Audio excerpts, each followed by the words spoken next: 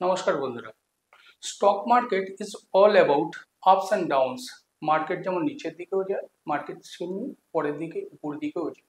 আমরা যখন নিচের দিকে মার্কেট দেখতে পাই, তখন যারা ইনভেস্টর থাকে তারা চিন্তা করে যে আমার সব পয়সা ডুবে যাচ্ছে, আমরা সব এসআইপি গুলো বন্ধ করে দিতে চাই এবং এর থেকে যদি আমরা এফডি বা আদার্স কোনো জায়গায় ইনভেস্ট করতাম, সেখান থেকে আমরা একটা স্টেবল ইনকাম পেতাম।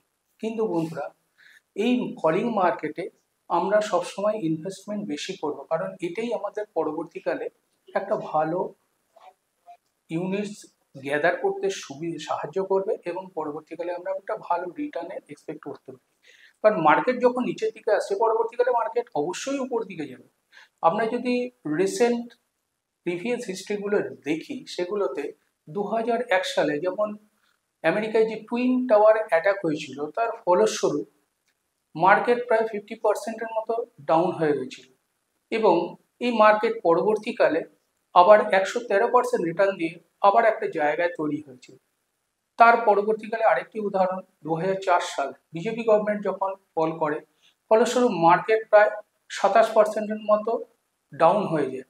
কিন্তু পরবর্তীকালে এই মার্কেটেই আবার প্রায় 37% রিটার্ন দিয়ে আমাদের যে ক্যাপিটাল আছে সেই ক্যাপিটালটাকে আবার বাড়িয়ে দেয়।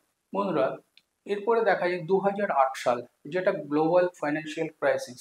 মার্কেট প্রায় 61% ডাউন হয় এবং এই গ্লোবাল ফাইন্যান্সিয়াল ক্রাইসিসে পরবর্তীকালে যেটা 14 মাসের মধ্যে হয়েছিল, পরবর্তী 20 মাসের মধ্যে সেই মার্কেট আবার উপর দিকে গিয়ে আমাদের 157% রিটার্ন দিয়ে আমাদের ক্যাপিটালকে আবার পুনরায়ভাবে আমাদের হাতে এনে দেয়।